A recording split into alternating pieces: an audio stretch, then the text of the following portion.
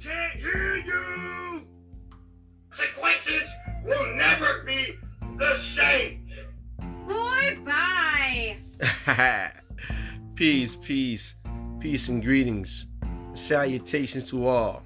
I'd like to welcome you to the new Grand Family First podcast, hosted by me, myself, Law Salam, and the lovely co-host, the youngest of five, Princess Zay, who will not be making her debut with me on this episode, but she will be back on the next. But really, I wanted to take this time out, to introduce myself, because I'm a recording artist for the independent recording label Grandview Music Group from North Charleston, South Carolina. And let me make this clear. Let me say this up front. For those who are unfamiliar with the dialect or the accent from us, or those who are from Charleston, South Carolina, we always get misconstrued, or we be asked if we from the islands, or we from Haiti, Jamaica, or whatnot. Nah, our accent or dialect come from Geechee Gullah, which is the corridor range from Jacksonville, North Carolina, down to Jacksonville, Florida. And the Geechee Gullah dialect came from, our ancestors when they came here, and that's the accent that we have. And no, we're not from the islands. Some parts of, because I'm from North Charleston, but you may go to downtown Charleston, and their dialect or accent is a low stronger, low deeper. Then you can go on to James Island and Johns Island, and you can even hear it even more deep. But however, like I was saying, I'd like to thank everyone for coming and listening to and tuning into the Grand Family First podcast. We're here. You're not a listener. You're part of the family. This is our first and initial episode, so y'all gotta bear with me a little bit, because I'm a little kind of nervous, and it's kind of funny and strange that I can be like that, being that I am a recording artist, and I've been on stage and did performances in front of thousands of people, hundreds of people, but I guess when it comes to a format like this, like doing interviews, is kind of different, sitting down one-on-one, because in this type of setting, when you're on stage, you're not thinking about it, because your passion is music, so you're entertaining, so you're seeing the effects or the benefits from you writing and recording, and going in the studio and releasing it, to seeing how the crowd and those who are in the audience are affected by your music, so you get that energy from that. But being this way here, being one-on-one and speaking and having to dive and indulge another side of yourself, which is the reason why I came up with this. I decided to create a podcast, Grand Family First podcast. Initially, I was going to do it by myself, but through a conversation that I had with two of my youngest, I decided, I want to go even deeper, show the commonality between me and those who are part of the Grand Family First family. So you can see certain things and the things that we do, that, the good, the bad, the ugly, the indifferent. And we're going to conversate about those things. We're going to bring those matters, or those subject matters, to the podcast later on, in the near future. But today, I'll give you a little in-depth insight into myself. Me, Law Salam, independent recording artist from North Charleston, South Carolina. Like I said before, I currently have 6 single releases with a total of 100,000 music stream total. Have Train to Go, Haunted by, ISM, Class Begins featuring Money Maze, Ignorant, and Two Stepping. Yes, but let me give you a little backdrop on who I am and what I'm about. Like I said, I'm a recording artist. The things that I speak about in my music, even though you may, if you listen to songs like Haunted by, that's the first time I ever recorded a song. showing the vulnerabilities of me, like bringing people into my life, my world, and so they can get to understand me, so I can tell my story. At one point in time, I used to emphasize on spitting bars and being the hardest lyricist, but then, I went through a situation and, an event in my life. Well, first of all, the situation that I went through was that, I went through a stage of depression, and I was diagnosed with they call it high functioning depression, where you be depressed and don't even know.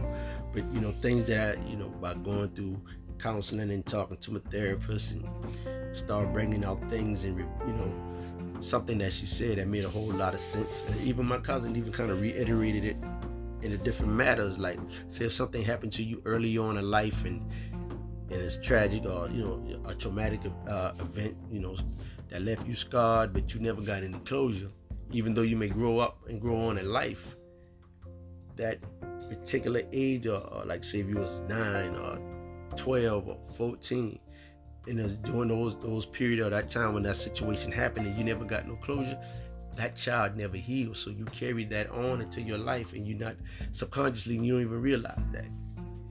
And and that's what I was dealing with. Those are the things that I was dealing with. So if you hear say, I also have like not unreleased music, but things that I put out that's not actual official music, like Remy White. When I went into, in depth into that song, sipping straight Remy White, between smoking and sniffing white, battling with depression, I sit and stress, and this can't be life. Thoughts of getting back on my deen, I ain't do nothing right. Off a salat, where the clay hop the Quran I recite. See, in that song, it's like you showing you battling between being, on your Sarasta Mustaqim, on your deen, but the corners or the your corners, or the physical fight between the spiritual and the flesh. It's a constant battle. They call that a jihad. But so I start speaking more on that. Not only that, as far as me battling with depression, things happen. Like if you listen to the song "Haunted By," when I said what make a man great is when that man sit in the face certain things in life, and even went even more depth into it and explained, at the age of 14, me dabbling in battling with drug abuse, and I started at the age of 14 trying to numb the pain of abandonment that I felt, the hurt that I felt, looking for love, and during those time periods in my life from the age of 14 until later on, like went into the streets looking for the wrong things, searching for the wrong things, or looking for the right things but in the wrong places. So got caught up in drugs, got caught up in the street life, got caught up in the hustling, became a father at the age of 15, got shot like 2-3 weeks before my oldest child was born, and caught it driving without a license charge, and I'm shooting someone years later and going to prison and federal charges, and different things that I went through. So when I speak about things in my songs, like in Class Begins, when I speak at the age of 25, no lie, seen 6 figures. Shit, that was real facts. That's true. I speak about real things in my life, and use those as teachable moments. But anyhow, there's a lot that's been going on inside that's been going on in current events. First thing first, I'd like to send my condolences to the family of Offset and Quavo. This Tuesday, Takeoff was killed in a senseless situation, and that's a sad situation. That a mother have to bury their child instead of the child burying the mother. He was only 28 years old, just beginning to live life. You know what I'm saying? So our thoughts and prayers goes out to their family. Not only that, the situation dealing with Kanye West, and I sat back and I was listening to different things and different people's opinions and point of views, and I'm gonna be honest, and I hope no one take this the wrong way, but I want to speak directly to the black people, to the black family, mainly in general, black celebrities. And what gets me is this here, because I be trying to figure out and understand how come once a microphone is placed into their mouth, they want to speak. And I think it'll be better, or I find that it is more rational and logical to, instead of speak first, because like how they say you have two ears and one mouth, meaning hear more and speak less. Be like, hey, let me speak to my brother Kanye first. You know what I'm saying? And get his side of the story, instead of being first to turn your back on him, speak out against him, make him a culprit. But sometimes things in life, when people reaction actually be the effect of something, and they go through those things and they manifest those pains and ills in different ways. They lashes out. Y'all think about it. This man, he never been the same since his mother died. You know what I'm saying? And the life that he lived, and us as black folks, regardless of what he says, he has his own opinion, his own point of views, but his opinions and point of views is no different than you and I. When we in the barbershop and we talk, we say things in the barbershop. I'm talking about men that, especially if them celebrities, they wouldn't say it in public. You know what I'm saying? So, we all have our shortcomings and our impediments and flaws or whatnot.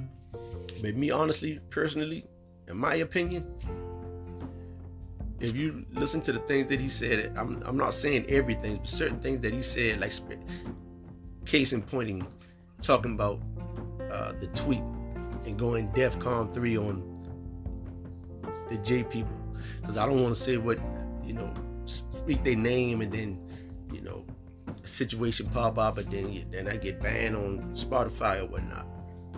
But I'm going to say the Jewish community. And what he actually said, if you understand that question, what is DEFCON 3? That's what people need to ask themselves. He about to go DEFCON 3 on them. That means DEFCON 3 means another level of defense. He defended himself, And at that point in time, just like what he was saying on the Paris Morgan show, he was hurt. He was dealing with things at that time. And, people have to think, he was speaking about a situation happened between 5 Jewish bankers. Now, think about it. You don't think, from if you looking at it from a standpoint, you going through these things and you being wronged by by a certain set of people. After a while, in your mind, you gonna be thinking, damn, it's a conspiracy against you. Because, like, I was watching I forgot, CBS News, and it was a female rabbi who was speaking, and she was saying how the Jewish community population is very small. So therefore, if it's small, and one thing I know about the Jewish community, if you're influential, you're known. And you can't be 5 bankers ahead of banks and not be known in that community. You know what I'm saying? And he was speaking out against that. But he even went into depth of saying why he spoke the way he spoke and what he wanted to happen, and to have questions to be asked by family members, like, the children of these bankers. And, even while he was speaking, he even did apologize. He even clarified and spoke specifically about these 5 Jewish bankers. But if people sit back and look at the whole landscape of things, because when you get caught up in the rigmarole of things, sometimes you can't see the forest for the trees.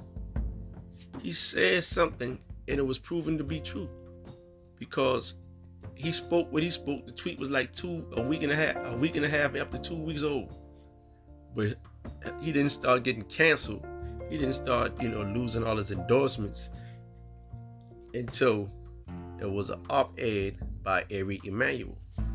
And what he said, that's when Adidas and Balenciaga, they separated themselves from. I don't know too much about Def Jam, but Def Jam said they're not dealing with good music anymore. Nothing. There was no consequences or repercussion that happened behind that tweet until Ari Emanuel, who was a Jew, wrote the op-ed. So everybody, just sit back and peep game or look at the whole, assess the whole situation. Why was no action taken against Kanye until this man spoke? That shows what he was saying as far as the power that they have. Because when you think about it, like say about the music industry, Interscope Records. Who owned Interscope Records? Think about the movie scene, the movie business, the movie industry. Who was the biggest ex over there? One of them locked up now. What's his last name? Who was he? Then you think about the bangers in which he's talking about. Then we go to basketball. Who was the commissioner? Who's the commissioner now? You see what I'm saying? It's like you can't overlook these things. And that's why he feels, or he said what he says. Even think about what Michael Jackson, when he said they don't really care about us, and what he said, the words what he said, and they had him try to take them words out of that song. We have to look at things and stop being, because actually think about it. What did he say that was actually make him a bigot? Because one thing, and this is a fact, if you understand the word or the etymology, matter of fact, let me find it for you, of Semitic. Let me look up the word for you, because I'm going to read what it means. Because it's a connotation that, yes, when you say something, when you against a particular set of people, they try to say it's just for them, it just belongs to them. So what's the meaning of Semitic people? A member of any of the number of people, ancient southwestern Asia, including Akkadians, Phoenicians, Hebrews, and Arabs. Descendants of these people are member of the modern speaking Semitic language. Okay, now go try something. Okay.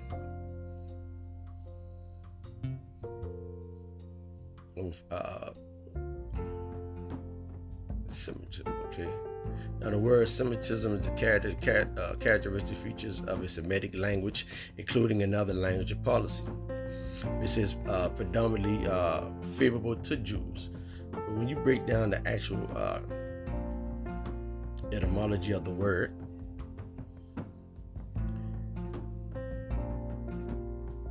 it's the Asiatic language. So you gotta think ethnic. I'm gonna find something. Sorry, I'm looking up something at the same time. Okay.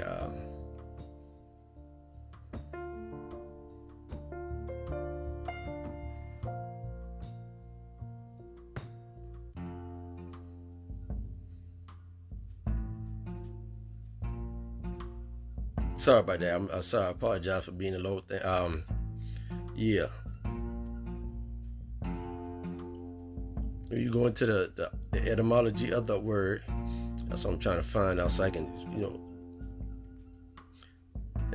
in other words, if you're African American or black man, black woman of that race, you cannot be anti-Semitic because you come from the East. It means of darker flesh. It means of darker hue. So he cannot be anti-Semitic. And another thing he also said, because if he was anti-Semitic because he spoke something against Jews, What about the black Jews? Do they have a voice? Is he being anti-Semitic against them? See what I'm saying? We have to sit back and question things, because you have to do your research, your studies, and understanding certain things. But anyhow, you know, it was also an uproar because a lot of the black community got mad because of what he said dealing with Floyd, George Floyd. Man said it was in his opinion because he saw something in a documentary. He was just saying what he saw from got his point of views from that documentary. He didn't say it was fact, but people got into an uproar about what he said. But there were certain things that were spoken that, according to him, that's in the documentary, how the two best friends said what they said. His words was, he said that they're looking for a tall black man, or, he prayed longer than he normally does. And, that's what he was saying. Okay, be it made, they said the cause of death was on the neck, but he also had fentanyl that was in his body. Whether or not it contributed to his death, I'm not a coroner, I don't know. But that doesn't mean for everybody to get an outroar and a backlash because he wasn't the first to want to say that, or to make that, to make that assumption, or make that accusation. Pardon me. Hassan Campbell, who's on the YouTube, he been said that.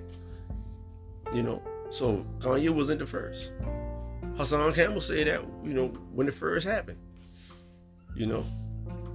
But since Kanye said it, because there was, and because most blacks was in an uproar because of the fact that he had a White Lives Matter t-shirt. But you know what? I can understand, people may feel how they feel and express their opinion, but I think they overlook one thing. This man has children from white people, from a white woman. Kim Kardashian, their mother is white, their grandmother is white, their grandfather is white, their aunties is white, their uncle is white, their cousins are white. You know what I'm saying? I don't know how much they interact with Kanye's side of the family, but it seems like they'd be more around, being, in the comforts of their mother's side of the family. So when he said White Lives Matter, who's to say that he's not referring to, letting his children know, hey, because his children aren't all, they're biracial. They have a white side too. This ain't the fact that what we've been through since we've been here in the wilderness of North America. But you also got to look at it that he has children by a white woman. And who's to say that, how they may feel by saying certain things when they're always saying Black Lives Matter, Black Lives Matter. You don't know what type of conversation he may have with his children.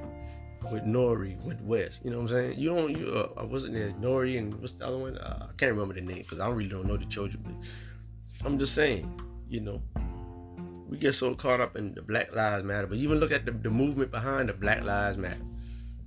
If Black lives really didn't matter, think about it.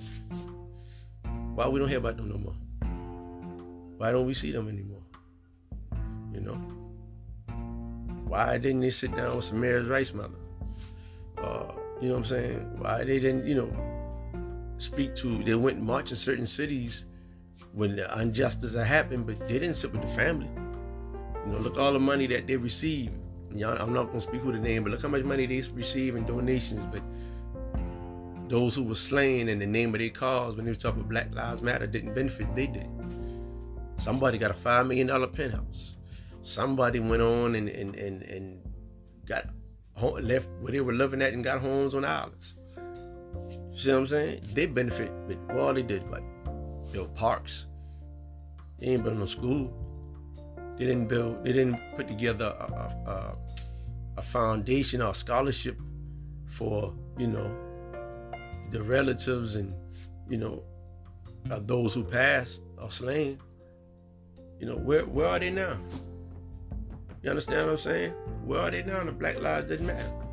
And who actually started the Black Lives Matter? Who was the founder? Who's the one that came up with that? You need to do your research. You need to do your your background. I'm not against when you say that, but I'm not gonna be the follower of a pack when saying Black Lives Matter. Then why don't it matter when the cameras come on?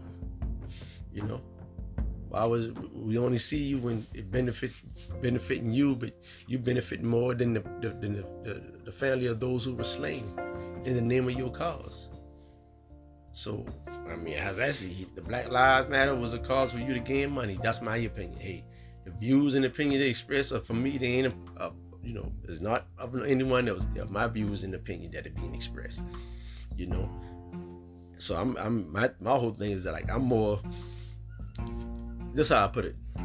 If Kanye was able to articulate and convey his views and opinions the same way that Kyrie Irving did, I think it wouldn't have been as much, it wouldn't have been as much of a uproar or upheaval, because like Kyrie Irving, the book that he posted on his IG story, Hebrews the Negroes or whatnot, just like he told him, man, that's a book that was in Amazon. I read the book. As a matter of fact, I'm talking about me. I saw on YouTube, you can actually look it up and things that they're breaking down, they talking about.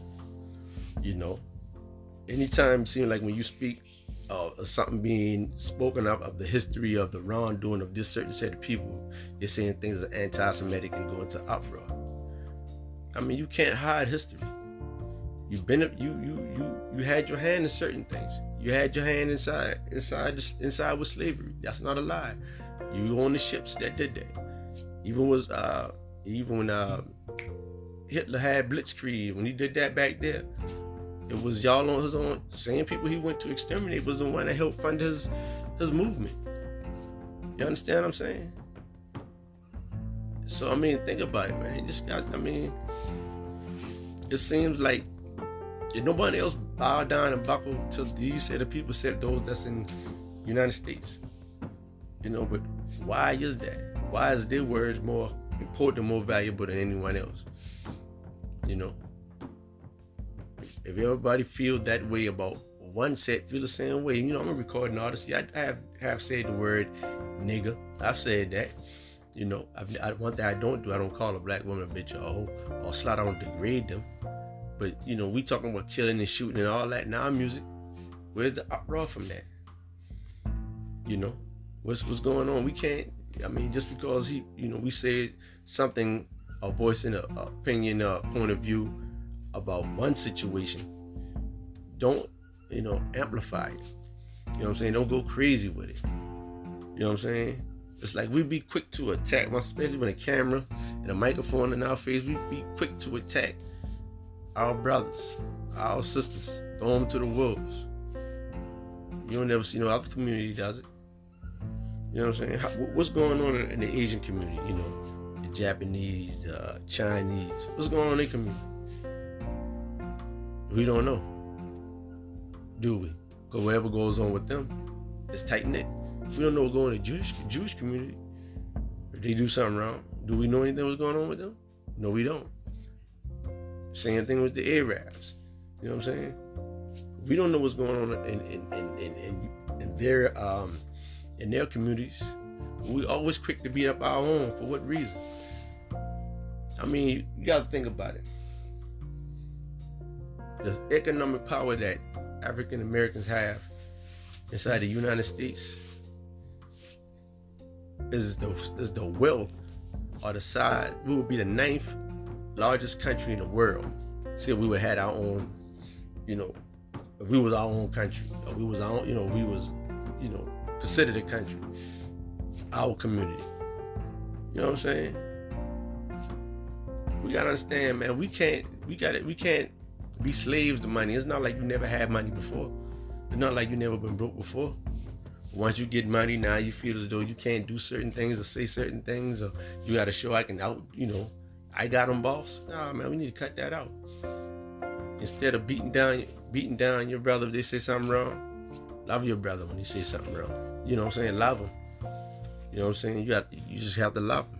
I forgot who I was looking at an interview. A guy named Samuel was speaking, R&B artist, and he was like, they say it hurt people hurt people. He said, he switched and said, hurt people can heal people.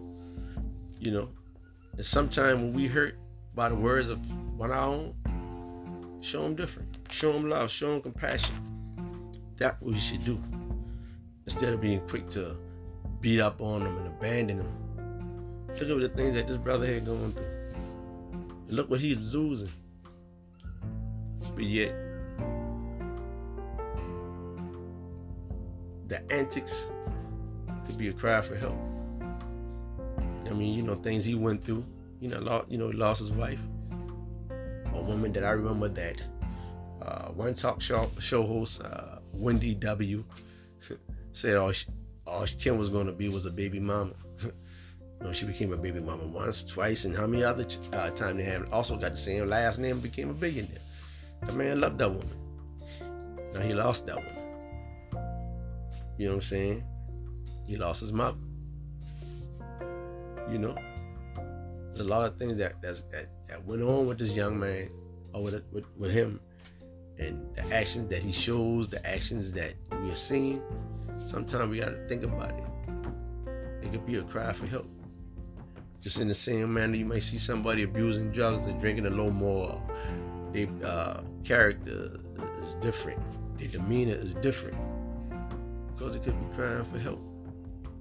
Their attitude is different because they cry for help. Love your brother first before you speak against your brother. But you know, that was what I wanted to speak upon today. I'm gonna let y'all know straight out. Law Salam, I'm direct. I say what I mean. I mean what I say, and sometimes I say it mean. Because one thing for sure, and two things for certain. I know how it feels to not have. So I'm not gonna be pigeonholed and be pimped because of money, or scared to say what I want to say because of fear of losing money. That means because you'll be a slave to that. In Islam, he said we fear no man but Allah. So I fear nothing but Allah. So I'm gonna say what I mean what I say. So on this podcast, you're gonna hear more views and opinions expressed by me.